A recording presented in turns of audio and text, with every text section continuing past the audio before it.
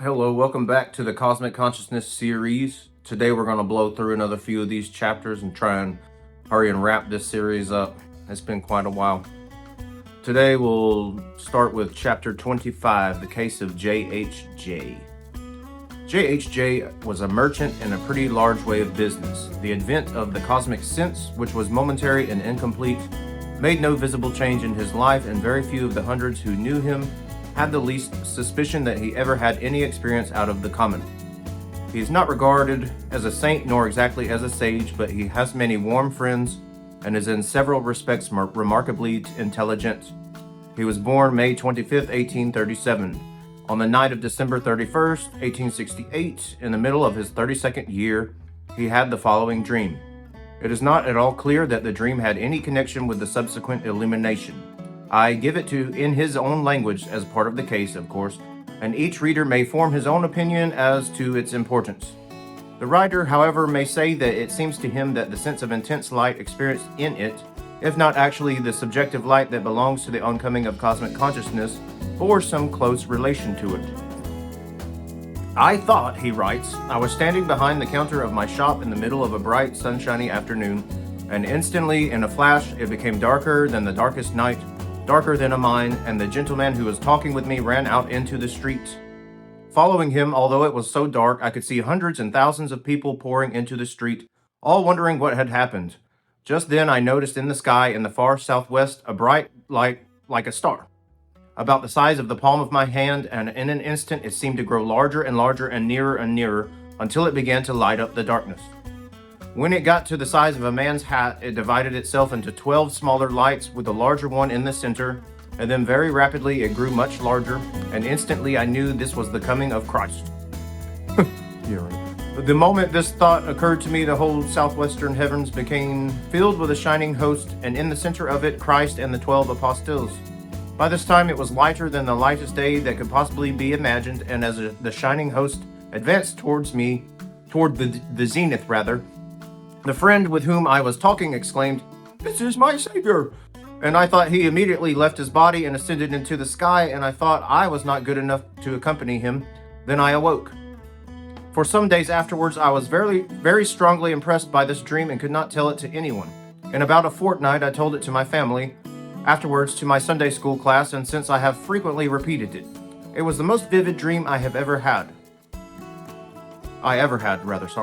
The rest of his experience is drawn from a letter dated June 4th, 1892. I had been for 3 years or more in the wine press. I knew there must be a place of rest, or else the whole Bible was a lie. I had from a boy read and thought much about the second coming, and while I laughed at the Millerites and knew that they were idiotic in their expectations, yet I still had enough of the marvelous in me to be looking for a sudden change of some sort. One day in the late spring of 1871, he was then just 34 years old, Mr. B, that is the JB of this volume, we talked about him before, told my wife that my ease was a very curious one. Said he, "Your husband is born again and don't know it. He is a little spiritual baby with eyes not yet open, but he will know it in a very short time." And about 3 weeks after that, at about 7:45, while walking on 2nd Avenue, that is in New York, with my wife on the way to a lecture at the Liberal Club, I suddenly exclaimed to my wife, "Hey, I have eternal life." I cannot say there was a tremendous thought. There was a tremendous, though there was a marked exaltation. The prominent feeling was a sort of undying assurance that the Christ in me had arisen and would remain in everlasting consciousness, and it has. Has it? Has it, though? There was a time after this, 3 years later, in August 1874, on a Long Branch boat, when in a crowd of people sitting, leaning back in my chair, I had an experience of the greatest mental and spiritual exaltation, when it seemed as if my whole soul, and my body too, were suffused with light. But this never made me forget the first experience, which, while something like the latter, was not so transporting. Onward. Chapter 26, TSR. TSR was born in 1840, entered cosmic consciousness in 1872 at the age of 32 years. He was a member of the Presbyterian Church in good standing. Upon illumination, left the church and has had no connection with any similar organization since. Was always an earnest, thoughtful man. In 1872, an informant says, his friends thought for a time that he was becoming insane.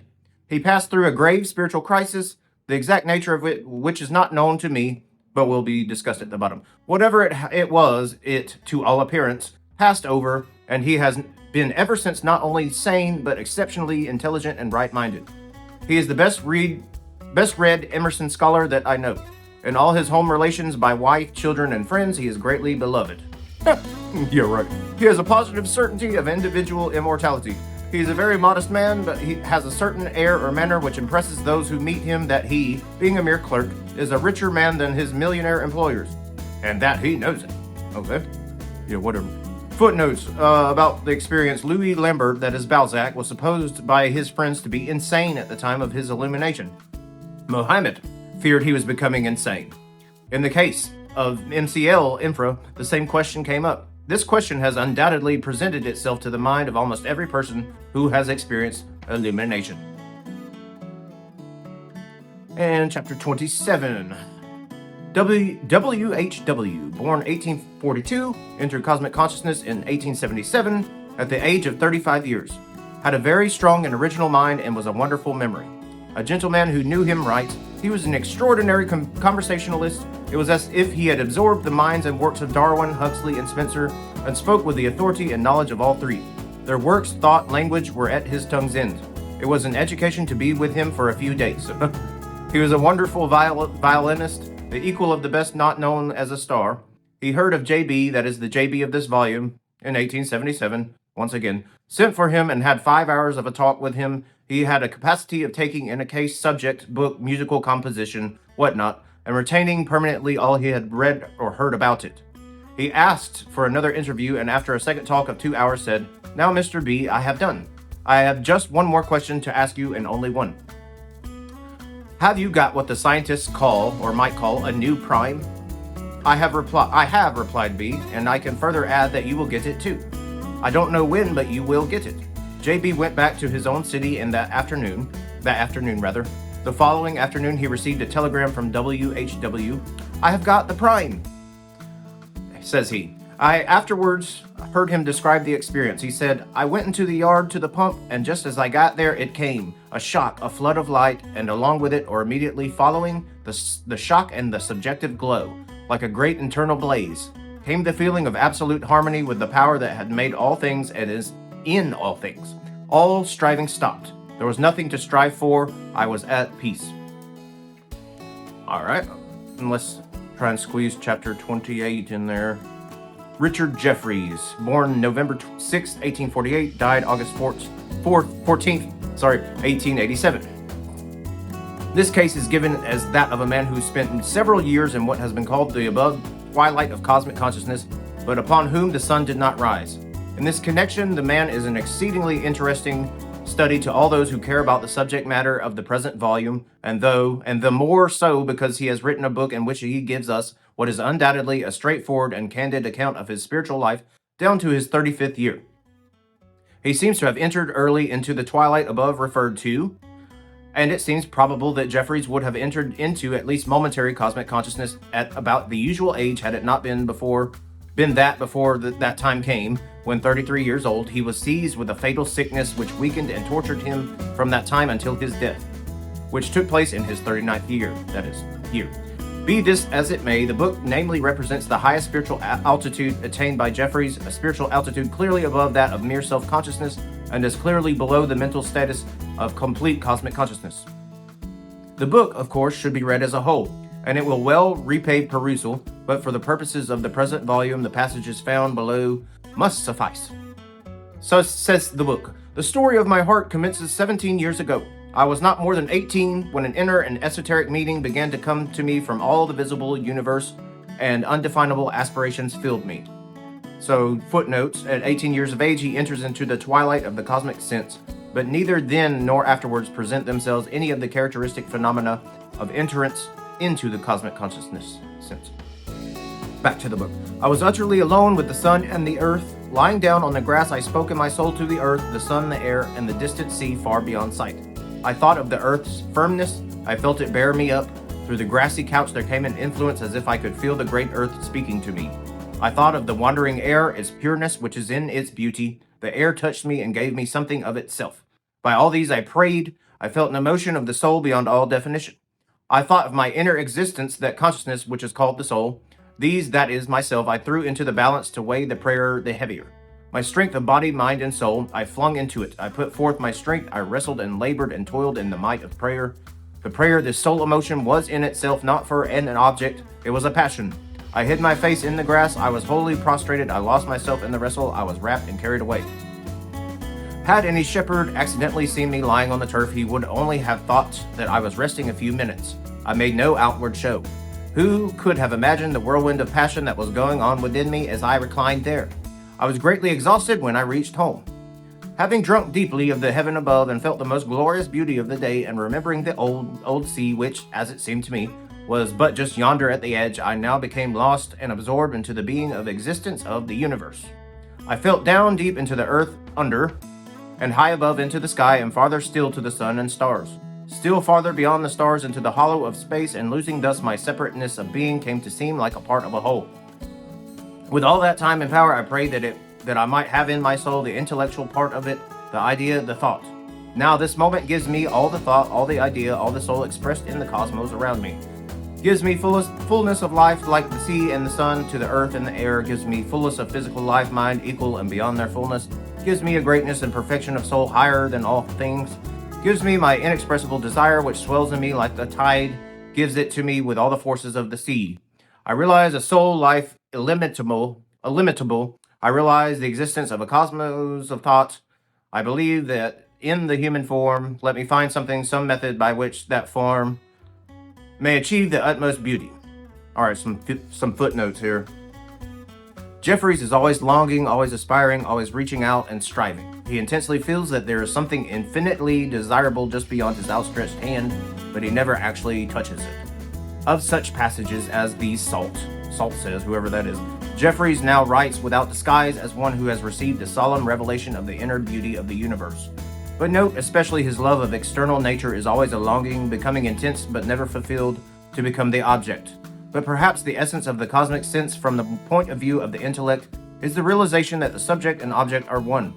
See supra the words of E.C. Edward Carpenter, and of the Vagga Sanya Samahita Upanishad also. Strange and hard that paradox, true I give, objects gross and the unseen of soul are one. But Gautama says that within him there arose the eye to perceive, the knowledge, the understanding, the wisdom that lights the true path, the light that expels darkness. Back to the book. Its beauty is like an arrow which may be shot at any distance according to the strength of the bow.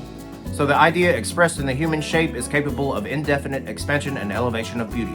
Of the mind, the inner consciousness, the soul, my prayer desire that I might discover a mode of life for it, so that it might not only conceive of such a life, but actually enjoy it on the earth. I wish to search out a new and higher set of ideas on which the mind should do work. The simile of a new book of the soul is the nearest to convey the meaning of a book drawn from the present and future, not the past. Instead of a set of ideas based on tradition, let me give the mind a new thought drawn straight from the wondrous present, direct in this very hour. Recognizing my own inner consciousness, the psyche, so clearly, death did not seem to me to affect the personality. In dissolution, there was no bridgeless chasm, no unfathomable gulf of separation. The spirit did not immediately become inaccessible, leaping at a bound to an immeasurable distance. To me, everything is supernatural. It is impossible to wrest the mind down to the same laws that rule pieces of timber. When I consider that I dwell in this moment in the eternal now, that has ever been and will be, that I am in the midst of immortal things in this moment, that there probably are souls as infinitely superior to mine as mine to a piece of timber, what then is a miracle? I feel on the margin of a life unknown, very near, almost untouching it, on the verge of powers which, if I could grasp, would give me an immense breadth of existence. Sometimes a very ecstasy of exquisite enjoyment of the entire universe filled me. I want more ideas of soul life. I am certain that there are more yet to be found. A great life, an entire civilization, lies just outside the pale of common thought. There is an entity, a soul entity, as yet unrecognized. Man has a soul, as yet it seems to me lying in abeyance, by the aid of which he might yet discover things now deemed supernatural. I believe with all my heart, or whatever, in the body and the flesh, and I believe that should be increased and made more beautiful by every means, that the organs of the body may be stronger in their action, perfect and lasting, that the exterior flesh may yet be more beautiful, that the shape of it may be finer, and the motions more graceful. Footnote. He has the feeling of continuous life. It does not seem that he can die. If he had attained to cosmic consciousness, he would have entered into eternal life, and there would be no seams about it. Why, who makes such a miracle? To me, every hour of the light and dark is a miracle. Every cubic inch of space is a miracle.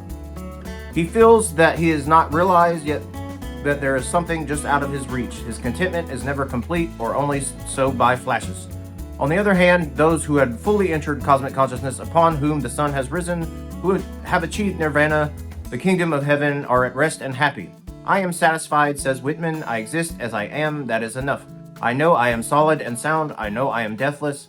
And all the fully illumined from Gautama down to EC, both inclusive, declare the same complete fulfillment of desire. Yes, the cosmic sense which Jeffries felt but did not enter upon.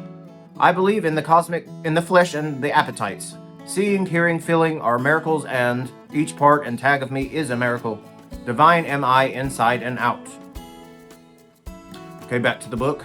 I believe all manners of asceticism to be the vilest blasphemy towards the whole of the human race.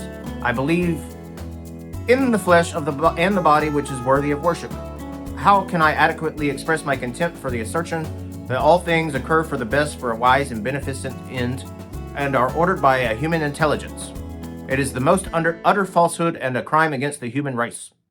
Nothing is evolved. There is no evolution any more than there is a design by nature. By standing face to face with nature and not from books, I have convinced myself that there is no design and no evolution. What there is, was the cause, how and why, is not yet known. Certainly it was neither of these. At least not these here. There is nothing human in any living animal. All nature, the universe as far as we can see, is anti or ultra-human outside and has no concern with man whatsoever. There being nothing human in nature and in the universe, and all things being ultra-human and without design, shape, or purpose, I conclude that no deity has anything to do with nature, let alone me. Next, in human affairs, in the relations of man with man, in the conduct of life, in the events that occur in human affairs generally, everything happens by chance. But as everything in human affairs obviously happens by chance, it is clear that no deity is responsible. I have been obliged to write these things by an irresistible impulse which has worked in me since early youth. They have not been written for the sake of argument, still less for any thought of profit, that is, not of my own, but for others. Rather, indeed, the reverse. They have been forced from me by earnestness of heart, and they express my most serious convictions. One of the greatest difficulties I have encountered is the lack of words to express ideas. That is how I feel to them. Footnotes. In these passages is positive evidence that Jeffries never really attained to the cosmic sense. That is, he never became conscious of the cosmic order, the vision of the eternal wheels or whatever, of the chain of causation was not granted him. So Blake said of Jerusalem, I have written in this poem from immediate dictation 12 or sometimes 20 or 30 lines at a time without premeditation and even against my will. This feeling of external or internal domination by something or somebody is common, if not universal, with men having the cosmic sense. Even as in the case of those who have entered the Holy of Holies, so Jeffries thought, though the revelation to him was far from complete, saw more than he found it easy to express in our language of the self-conscious mind. Thank you all. Have a wonderful day.